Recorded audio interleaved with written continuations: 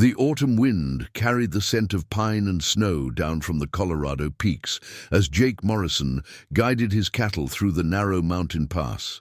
27 years old and lean as a whip, Jake had been working the high country for 3 years, ever since the death of his father left him with nothing but a handful of cattle, and a burning need to prove himself worthy of the Morrison name. The herd he drove now was small but carefully chosen, prime stock that would fetch good prices in the mining camps beyond the divide. Jake rode with the easy confidence of a man born to the saddle, his weathered hands steady on the reins as he watched for signs of trouble.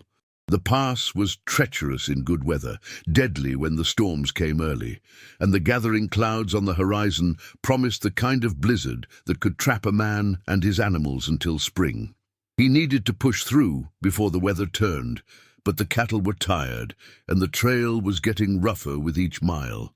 It was near dusk when he first heard the sound that made his blood run cold, the distinctive crack of rifles echoing off the canyon walls, followed by the war cries of men in battle. Jake reined in his horse and listened carefully, his hand moving instinctively to the Winchester that rode in his saddle boot. The sounds were coming from somewhere ahead, where the trail curved around a massive stone outcropping that blocked his view of the valley beyond. Jake knew he should turn back, drive his cattle to safety, and leave whatever was happening to sort itself out. This was Cheyenne country, and tensions between the tribe and the white settlers had been running high all summer. Getting caught in the middle of an Indian fight was a sure way to end up dead, no matter which side you tried to help. But something in the sound of the battle troubled him. The rifle fire was sporadic, desperate, and it was answered by the deeper boom of military carbines. This wasn't a raid or a hunting party, this was an ambush, and from the sound of it, someone was badly outnumbered and fighting for their lives. Jake left his cattle in a sheltered draw and rode forward on foot, his rifle ready and his senses alert for any sign of danger. When he reached the edge of the outcropping, he peered down into the valley below and saw a scene that made his jaw clench with anger. A small group of Cheyenne warriors had taken cover behind a fallen log, their position surrounded by at least a dozen men in the blue uniforms of the U.S. cavalry. But these weren't regular soldiers. Jake could tell by their sloppy discipline, their casual cruelty, and the way they were conducting what was clearly an execution rather than a battle. The Cheyenne were trapped, cut off from their horses and low on ammunition. Jake could see bodies scattered around their position, evidence of a fight that had already cost them dearly. But it was the figure in the center of the defensive circle that made Jake's heart race with recognition and fear. The young man couldn't have been more than 18, but he carried himself with the bearing of natural leadership, despite the desperate circumstances. His clothing was finer than that of the other warriors, decorated with intricate beadwork and symbols that spoke of high rank within the tribe. More telling were the way the other warriors positioned themselves to protect him, the deference they showed even as death closed in around them. This was no ordinary war party. This was a chief's son, maybe even a designated heir, and the cavalry was about to murder him in cold blood. Jake watched as the soldiers closed in, their commander, a lieutenant with the pale, cruel face of a career Indian fighter, calling out taunts and threats. "Give up now and we'll make it quick," the officer was shouting. "Keep fighting and we'll make it last all night." The young Cheyenne leader raised his head above the log, his voice carrying clearly across the valley, as he replied in accented but clear English. "I am Spotted Eagle, son of Chief Red Cloud, grandson of the great war leader Dull Knife. I do not surrender to cowards who attack under a flag of truce." Jake felt his blood turn to ice. He knew those names, knew the significance of what he was witnessing. Red Cloud was one of the most respected chiefs on the northern plains, a man who had spent years trying to negotiate peace between his people and the white authorities. If his son was killed here in what was clearly a treacherous ambush, the entire territory would explode into warfare. The lieutenant laughed, a sound like breaking glass. "Your daddy ain't here to protect you now, boy. And when we're done with you, we'll pay him a visit too. Time to finish what should have been finished years ago." Jake had seen enough. He didn't know what had led to this confrontation, didn't care about the politics or the history that had brought these men to this moment. All he knew was that he was watching cold-blooded murder, and he couldn't stand by and let it happen. The range was long for a rifle shot, nearly 300 yards across broken terrain, but Jake was one of the best marksmen in the territory. He'd grown up hunting in these mountains, had learned to read wind and distance from his father, who had been a sniper in the war between the states. If anyone could make this shot, it was him. Jake settled into a prone position behind a cluster of rocks, his rifle steady and his breathing controlled. The lieutenant was still taunting his prisoners, standing carelessly in the open, confident that his superior numbers had already won the battle. It was a mistake that would cost him his life. The Winchester cracked like thunder, its echoes bouncing off the canyon walls. The lieutenant spun around and collapsed, Jake's bullet taking him square in the chest. The sound of the shot was followed by confused shouts from the soldiers, who wheeled around trying to locate the source of the attack. Jake was already working the lever of his rifle, ejecting the spent shell and chambering a new round. His second shot took down the sergeant who was trying to rally the men, and his third caught a soldier who was moving to flank the Cheyenne position. The cavalry's advantage in numbers was meaningless if they couldn't locate their attacker, and Jake was using the terrain like a weapon. The young Cheyenne chief was quick to recognize the opportunity Jake had created. Even as the soldiers struggled to reorganize, Spotted Eagle led his remaining warriors in a desperate charge that caught the confused cavalry in the open. The battle was brief, but savage, and when the gun smoke cleared, most of the soldiers lay dead or wounded in the valley floor. Jake made his way down from his position, his rifle held ready but no longer needed. The surviving warriors had formed a protective circle around their young leader, their faces wary but not hostile as he approached. Spotted Eagle himself stepped forward, his dark eyes studying Jake with the intensity of a man trying to read another's intentions. "You are the one who fired from the ridge," Spotted Eagle said. It was not a question, but a statement of fact, delivered with the quiet authority of someone accustomed to command. Jake nodded, suddenly unsure of what to say. "Seemed like you could use the help." "Why?" The question was simple, but profound. Why would a white man risk his life to save Cheyenne warriors? Jake considered the question, aware that his answer would determine whether he lived to see another sunrise. "Because what I saw down there wasn't a battle. It was murder, and I don't hold with murder, no matter who's doing it or who's dying." Spotted Eagle studied him for a long moment, then nodded slowly. "You are Jake Morrison, the cattle rancher. Your reputation for fairness is known among my people." Jake was surprised to be recognized, but he supposed his activities in the high country had not gone unnoticed by the Cheyenne. "I try to treat all men with respect, regardless of their color or their beliefs. My father has spoken of you," Spotted Eagle continued.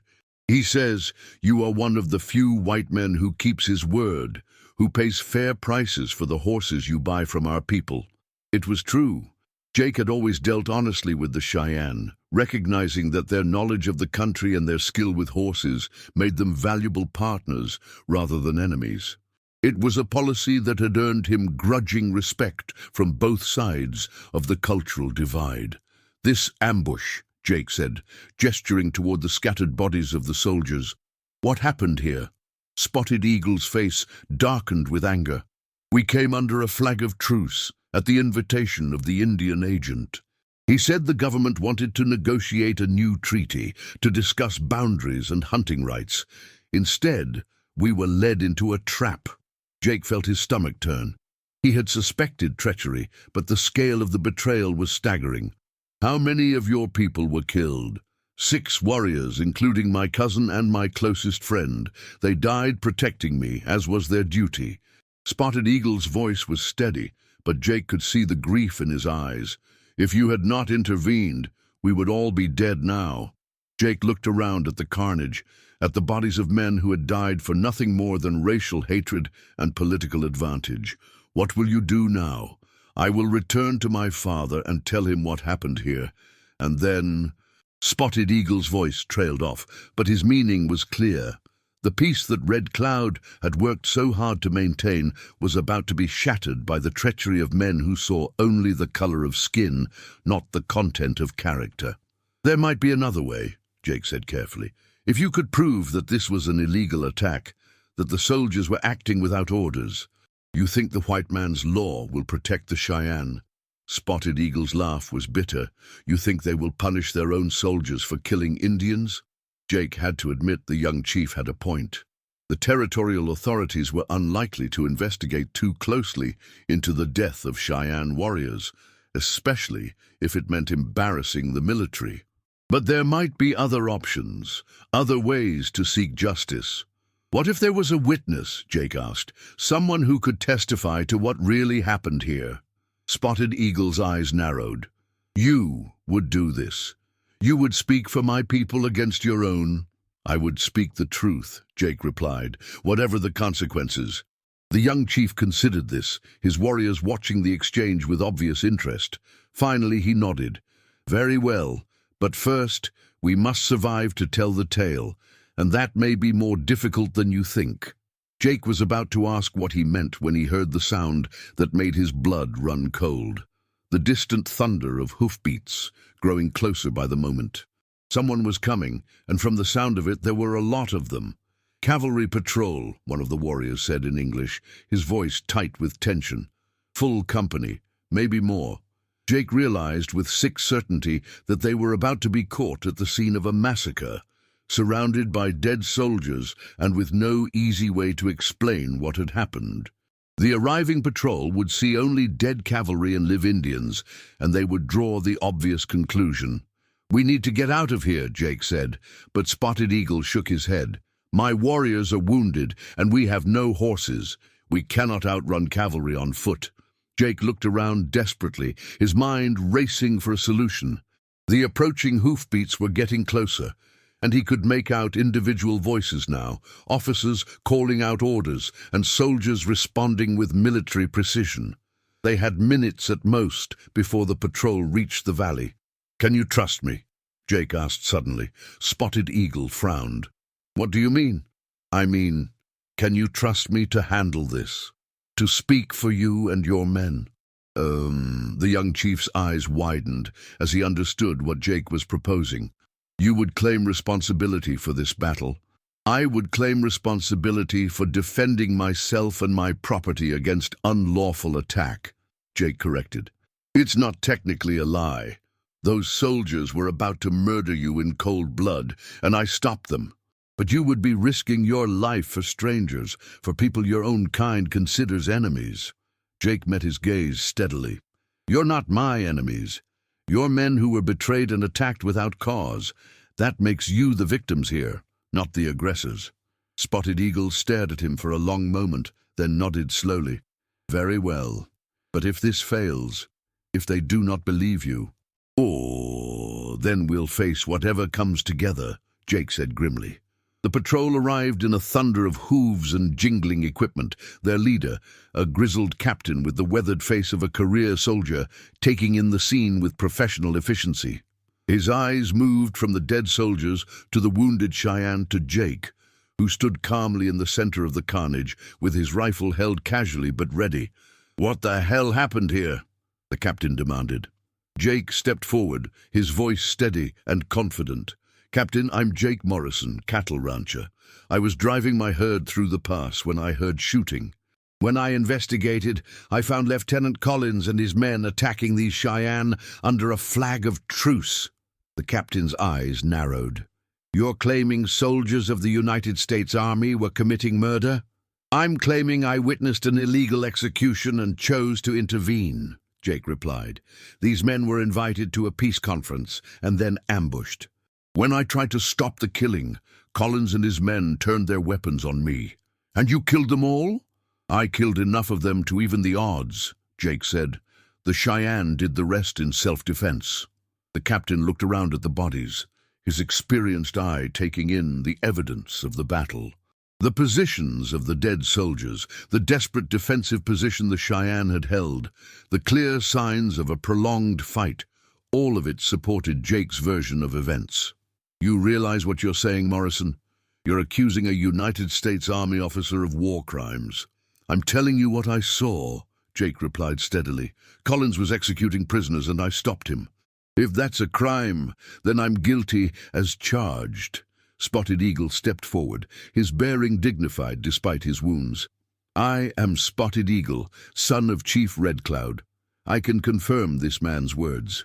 We came here in peace, under the protection of a truce flag. We were betrayed and attacked without warning." The captain studied both men, his face giving nothing away. Jake could see him weighing the evidence, considering the political implications of either version of events. If Jake was telling the truth, then the army had a scandal on its hands that could destroy the fragile peace with the Cheyenne. If he was lying, then a white rancher had committed treason by siding with Indian warriors against American soldiers.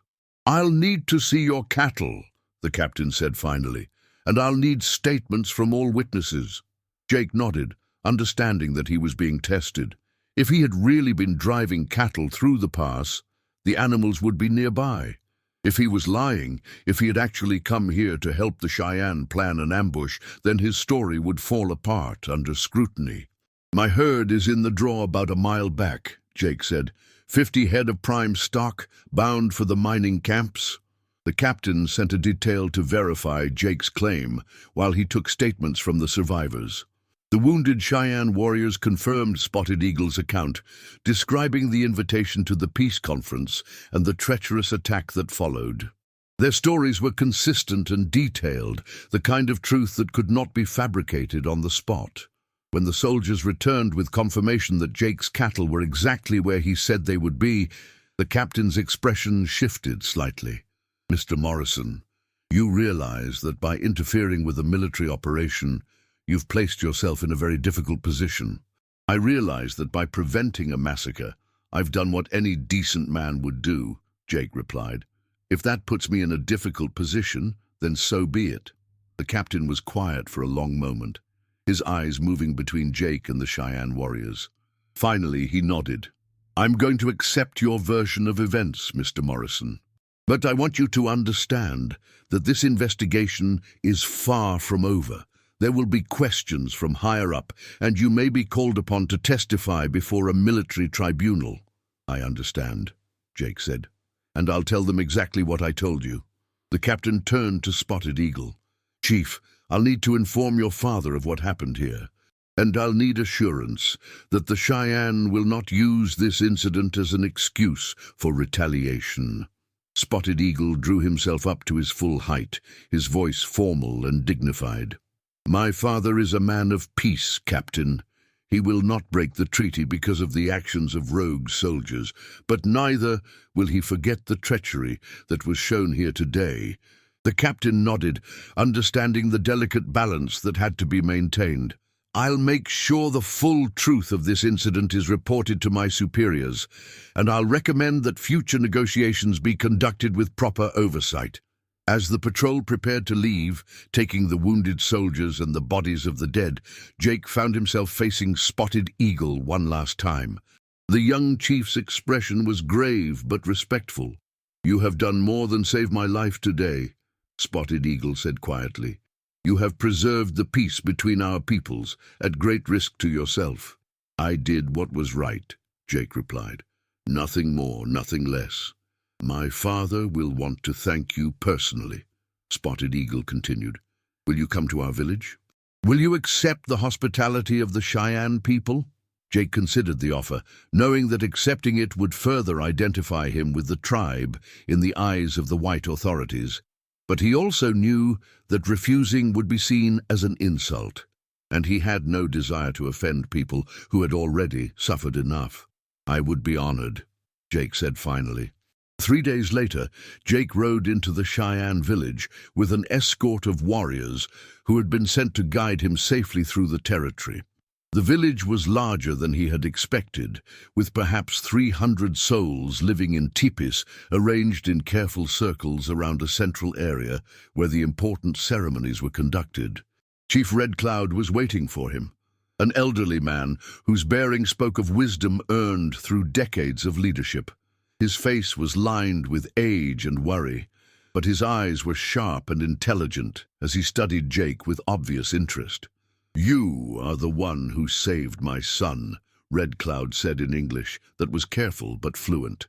"The one who chose to risk his life for strangers." Jake dismounted and approached the chief with respectful caution. "I'm honored to meet you, Chief. Your son fought bravely, and his men died with honor." Red Cloud nodded gravely. "Honor is all we have left, it seems. But you have shown that honor is not limited to one people or one color. You have shown that there are still good men in the world." What followed was unlike anything Jake had ever experienced. The entire village turned out to honor the white man who had saved their chief's son, and Jake found himself at the center of a celebration that lasted well into the night. There were speeches and songs, dances and ceremonies, all designed to show their gratitude and respect. But it was the private conversation he had with Red Cloud that affected him most deeply. The old chief spoke of his hopes for peace, of his desire to find a way for his people to survive in a world that was changing too rapidly for them to adapt. He spoke of the young men who wanted to fight, and the old men who counseled patience, and the terrible burden of leadership in such times. "My son tells me you are a man of integrity," Red Cloud said, as they sat by his fire, sharing a pipe in the traditional manner.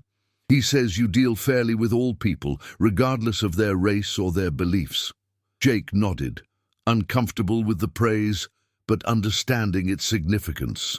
"I try to treat all men as I would want to be treated. That is a rare quality in these times," Red Cloud said. "Most men see only the differences between peoples, not the similarities. They fear what they do not understand, and they destroy what they fear." "Fear is a powerful force," Jake agreed, "but it doesn't have to be the only force." Red Cloud studied him for a long moment. "You speak wisely, but wisdom is not always enough. Sometimes courage is required, the kind of courage you showed when you chose to stand with my son against your own people." Jake felt the weight of the chief's words, understanding that he was being offered something precious and dangerous, the friendship and trust of a people who had every reason to distrust white men. It was an honor that came with responsibilities, and he was not sure he was ready for them. "Chief," Jake said carefully, "I want you to know that I will always speak the truth about what happened in that valley. No matter what pressure is brought to bear, no matter what threats are made, I will tell the truth." Red Cloud's weathered face broke into a rare smile. "I know you will, my friend. And that is why I am going to ask something of you that I have never asked of any white man." Jake felt his heart begin to race, sensing that whatever Red Cloud was about to propose would change his life forever. "What is it you want me to do?" "I want you to become a bridge between our peoples," Red Cloud said solemnly. "I want you to carry messages between the Cheyenne and the white authorities, to help us find a path toward peace that does not require us to abandon our dignity or our heritage." The proposal was staggering in its implications. Jake would be taking on the role of unofficial ambassador, a position that would require him to navigate the treacherous waters of frontier politics while maintaining the trust of both sides. It was dangerous work that could easily get him killed by extremists on either side. "I'm honored by your trust," Jake said finally, "but I'm not sure I'm the right man for such a responsibility." "You are the only man for it," Red Cloud replied. "You have proven that you can stand above the hatred and fear that divides our peoples. You have shown that you value justice more than loyalty to your own race. That makes you uniquely qualified to speak for both sides." Jake spent the night considering the offer, knowing that accepting it would change everything about his life. He would no longer be just a cattle rancher trying to make a living in the high country. He would become a figure in the complex political drama that was playing out across the entire frontier. But he also knew that Red Cloud was right. Someone had to build bridges between the two cultures. Someone had to speak for peace in a world that seemed determined to choose war. And if his actions in the valley had proven anything, it was that he was willing to risk everything for what he believed was right. The next morning, Jake gave Red Cloud his answer. He would accept the role of ambassador, would carry messages between the Cheyenne and the territorial authorities, would work to find solutions that honored the dignity of both peoples. It was the beginning of a relationship that would span decades and help prevent countless conflicts. But first, there was one more ceremony to complete. Red Cloud called the entire village together, and in front of hundreds of witnesses, he formally adopted Jake into the Cheyenne Nation. It was an honor that had never been given to a white man, a recognition of courage and character that transcended racial boundaries. From this day forward, Red Cloud proclaimed, Jake Morrison will be known among the Cheyenne as Standing Bear, the man who stands firm for what is right. He will be welcome in any Cheyenne lodge, and his words will carry the weight of truth. As the village erupted in celebration, Jake felt a profound sense of belonging that he had never experienced before. He had found his purpose, his place in the world, and it was not in the pursuit of wealth or personal advancement, but in the service of something greater than himself. The ceremony was interrupted by the arrival of a cavalry patrol, but this time the soldiers came not as enemies, but as escorts. Word had reached the territorial capital of Jake's role in preventing a massacre, and the governor himself had sent a message requesting his presence at an urgent conference. Jake's testimony about the ambush in the valley had caused a sensation in political circles, exposing the corruption and incompetence that had nearly ignited a full-scale war. The officer who had ordered the attack had been court-martialed, and new protocols were being established for dealing with tribal representatives. But more importantly, Jake's unique position as a man trusted by both sides had made him invaluable to authorities who were finally beginning to understand that peace was preferable to war. He would spend the next 20 years traveling between Cheyenne villages and government offices, carrying messages and negotiating agreements that helped maintain the fragile peace.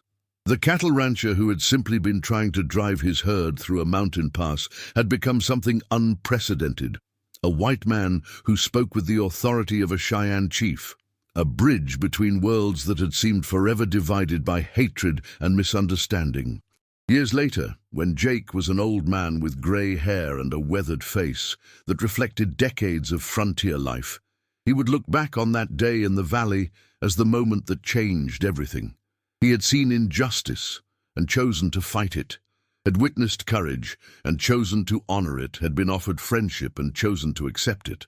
The tribe had ridden to celebrate him, not just for his courage in battle, but for his courage in choosing to see beyond the color of skin to the content of character. In a world where such vision was rare, Jake Morrison had become a beacon of hope, proving that understanding and respect could triumph over fear and hatred.